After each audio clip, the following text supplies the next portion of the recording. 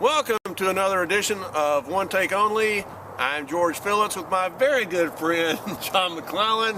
And John, it's cold out here. Oh God, it's cold. Yes, it is. Not as cold as it is in Indianapolis when I was a kid. But darn, it's cold. It's cold because it's been close to 70 degrees here in Nashville lately. But I'm not tempered for this yet. The Christmas season is obviously upon us because it's cold. Some people ask, why do we do these things out here? Well, right now I'm wondering why myself. But in all honesty, this camera that I use, the lighting does not do well inside. So that's why we're freezing to death out here. But we did say that we were going to get one of these in before Christmas, and we're squeezing it in this week. So anyway, first of all, John has brought me my Christmas gift for this season, for this year, Old Calhoun, and I really do appreciate that. You're a good friend. Well, I'm sorry, George. Well, I'm not sorry. Yes, I'm going to give it to you, but I'm going to keep it at my house. Oh, yeah, okay. All right, so I can display it there. You're just going to have to display it at my house. This is one of my favorite cars. This is an excellent model. In this blue, that's the prettiest blue ever. That blue on the nose of the car. You can open these things up. Oh, I know. It's got its I'm very jealous. Seat belts and all that. It's really pretty. It's like a little tiny Parnelli Jones could jump in there. It'd have to be really tiny. I know. But anyway, been some good news on the racing front, and since we were last here, first of all, we had Sam Schmidt announcing Michaela Lotion is back in the number 7 car. Of course, everybody knows he was there through the 2014 season, and then had that horrible crash at Fontana. Right, but it was the money problem from Russia that put him to and I'm not even going to pretend to know. I do know there was an issue with that, but anyway, apparently that has been resolved, and he has apparently fully recovered from his injuries. And good to see him back in the car, because he, from about after Indianapolis or Detroit of that season, he really came on strong. Yes, he did, and I think he's a great talent. Yeah, in fact, I think it was Toronto. He finished second in Toronto, and was really fast. I mean, because he started that season off. It was almost a punchline. He was so well, he's just getting used to but things once he got acclimated, he was impressive. So really good to see him back. And now that they've got their program solidified for 2016 here before Christmas, I think that really gives them a good 1-2 punch. And I'm glad the mayor is feeling good, and he's going to be back, and I really want him to have a great year. Yeah, and get some wins too. Like he's hopefully, Honda's getting allowed to redo their aero kits, and from what we're hearing, they're pretty far along. They've made some changes with the company Worth, whoever that they were dealing with. Now they're doing it, I think, in-house at HPD. So sounds like they might get their act together and be more of a force to deal with than they were this past year. Because this past year, I think at one point you were wondering after St. Pete if they would even win a race. The thing about it, you thought that also Honda was asleep at the wheel when they got the specs on the what they could do with the aero kits. And I don't know what happened. I'm not an engineer, so couldn't even begin to speculate. Well, I know what happened. Honda just didn't perform well. Or Chevy performed better. Oh, Chevy was on fire. So hopefully, for the sake of the Honda teams, because the series really needs for Honda to perform better. For Schmidt, Rahal to have another good season, and of course Andretti. Rahal was the shining star for Honda last year. Yeah, and of course he kind of tailed off there the last couple of races, but I mean he had a strong shot at winning the championship last year. Yeah, and I think he's going to have a strong shot at winning it again next year. I want to keep my eye on him. He's a terrific race team, and Bobby Rahal. Now they've got another driver, don't they? Yeah, Spencer Piggott is he got the scholarship money from Indy Lights, so he's going to be running at least 3 races for Ray Hall. Hopefully more, probably more, I would think. But he's going to be at the Indianapolis 500. And what we can always say too about the Ray Hall car, Graham's car, is that it is the Steak and Shake car. Yes, it is. Yes, and it is. I know you claimed. I think you just got lucky on this one. But you claimed that you knew that they had re-upped their sponsorship. Apparently, they called you before they let anybody else know, because that was just announced a couple of weeks ago. I just had my ear to the ground. Yeah. And I like Steak and Shake anyway. I love Steak and Shake. They didn't have to put it on Graham's car for me to have to go in there and get a nice, delicious dinner. But I'm glad they did. It gives me somebody to really root for, and I like the Steak and Shake team. Good for you. Anyway, some more good news. This was really good news. Connor Daly, can't talk. Connor Daly got signed by Dale Coyne. That is good news. Yeah, to drive the 18 car, and we were talking about that the other day with Connor Daly being a road course guy, and last year Coyne, he just wasn't consistent with his drivers. Well, he didn't have somebody permanent. He had Francisco Draconi, who's just never mind. But, right. But had so many drivers in and out of those cars, it was just a guessing game. So it's good that who would have thought that Dale Coyne would have an announcement before Christmas? But also he's putting Brian Clausen in the car, and they've got an odd arrangement with the Jonathan Bird's sponsorship. But it's really good that all that has been solidified here before Christmas, and now I'm sure it won't be until March for who's going to be in the 19 car. But that's fine with me. I'm glad we got the two cars, and with Coyne, that's going to be great. Yeah, and he's got consistent. He's got plenty of time to test, and and think about it. And I'm not trying to trip you up, because I don't really know the answer to this either. But tell me the last time that Dale Coyne had an American in his car. I don't know. I can't tell you. But the thing about it, George, is that I think it's great that Connor Daly's in there, but we've got a lot of good Americans running, like we were talking about the other day. Well, look at Ray Hall. You got Graham Ray Hall, Spencer Pickett's coming in, Brian Hunter Ray. Of course, you still got Marco, right? And then Connor Daly. I'm forgetting. There's about two big names I'm forgetting about. It's the holidays. Right. We have a right. Plus, it's Carpenter. Ed Carpenter. Ed Carpenter. Joseph Newgarden. Right, Newgarden. Oh yeah, Nashville's very home. Yes. So lots of them, and I love the fact that like with Lotion and Scott Dixon and they're not Americans. I know it's an international field. Oh, okay. I like the international. I think that's terrific racing, and for those people overseas. And they're catching it. They enjoy it.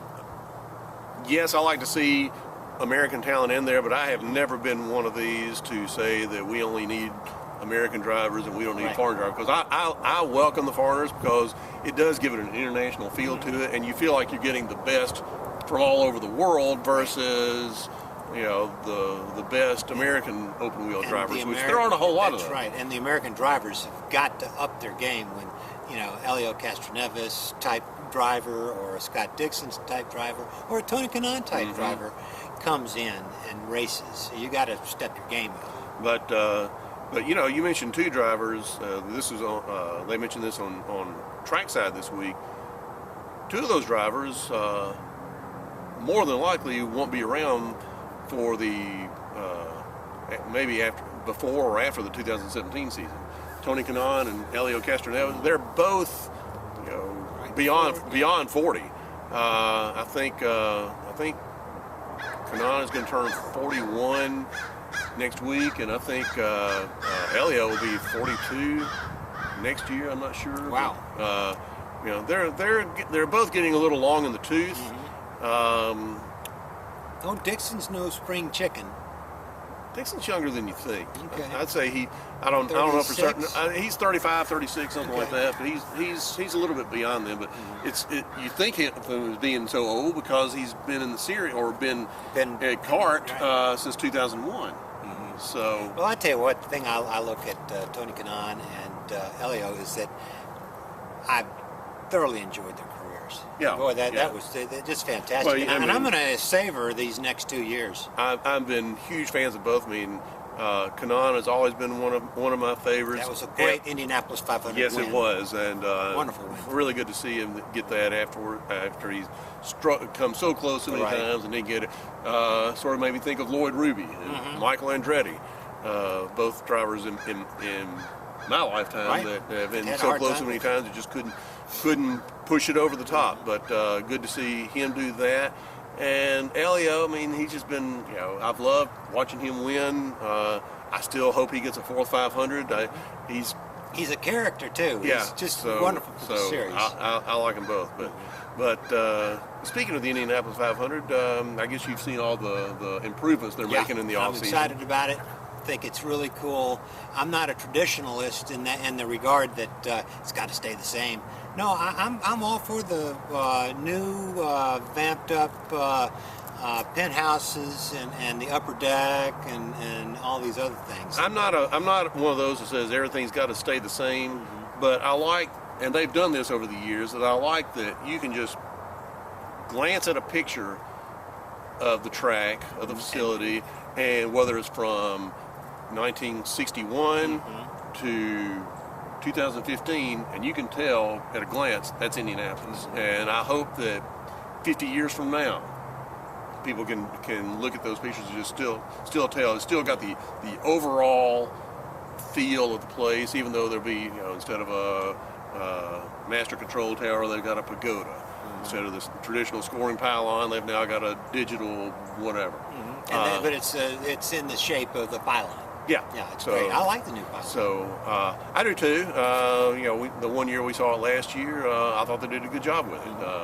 So a lot of capable of doing a whole lot. So The TVs, the video screens throughout the track. oh yeah, because Awesome. where my seats are beforehand, the other video boards were so small, I really couldn't see them.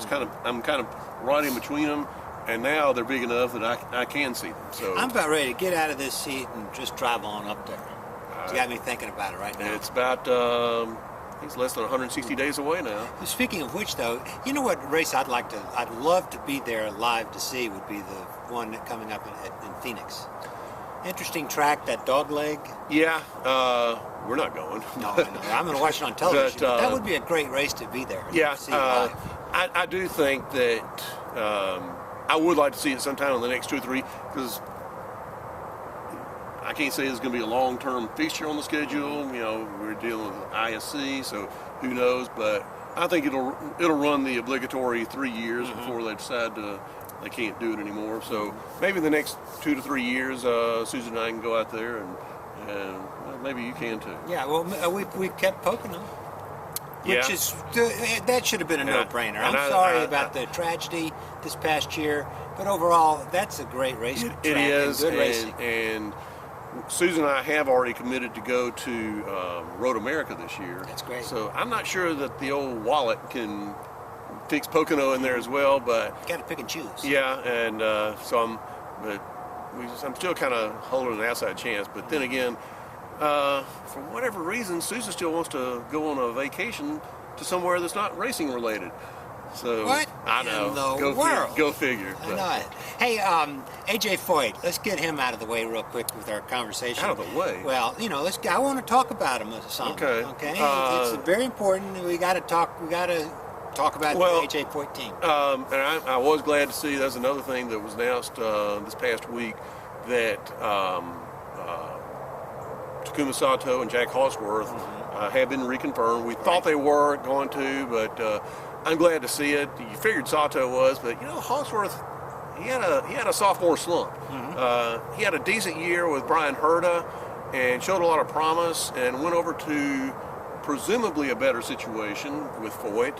But of course, this first time Foyt's run a second car in quite a while, but boy, it didn't work out. No, it didn't. But they changed up a lot of the team management. They brought George Klotz on board, and was it Halliday they've got in there as an engineer. So I think that course, we say this every year at this time, that you think that Foyt's about ready to take that next step, to go to the next level. But then again, we're always disappointed. So maybe this is the year. I'll keep my fingers crossed. Okay, I do too. Me too. Go AJ. And I think Tony, he's one of the hardest working guys in IndyCar. Who's Tony? I'm not Tony. I'm not talking about Larry. Larry, I'm sorry. Larry Foyt. Yeah, Tony is the brother. His brother. Yeah. Right? Whatever. Yeah. Okay. Yeah, okay. Hey. Okay. Ray Hall. What about it? I think it's going to be a good team. I think, and we were also talking about Honda, and they're working to get their aero kits all lined up. And yeah, I think the whole aero kit situation. Honda's well on their way to redeveloping their aero kits. They haven't completely parted ways with Worth or whoever it was they were dealing with, but they're doing a lot more in-house with HPD, and so hopefully that's going to pay off, because the series really needs for Honda to have a good year, and with Andretti, and they need to. And Steak and Shake, they're re-signed. They're back on the car, we discussed that. Yeah, like Steak and Shake very much. Okay. Anyway, got anything else? Yeah, I want to say that it's always a blast when our friends out there come to town to visit with us, like Paul Dalby and DZ. David's there, yeah. That's just a lot of fun. So if you're going to be in the Nashville area sometime and you want to be in this middle seat with us, come to town and we'll do one of these, especially around your schedule. Yeah, but those are good. Those are two good guys. Yeah, and I want to say hi to them. So anyway, they are honorary members of the One Take Only Club. Yeah. Okay. So anything else you got, real quick? I hope everybody has a very Merry Christmas. I've got tickets to see Star Wars for this afternoon. My son is just good doing for you. cartwheels. I'm just happy great. for you. Yeah, I am too. Anyway, thank you, my friend. So anyway, well, John, all right. Merry Christmas. Merry Christmas, my George. good friend and employee. That's yeah, I am. I mean. But I'm a good boss. Oh, you're a great boss. Took us out to lunch today for Christmas. Anyway, I guess that's it. That's it. So anyway, okay. Go ahead. Have a terrific New Year. And for John McClellan, I'm George Phillips. Have a very Merry Christmas, safe and Happy New Year, and thank you for watching.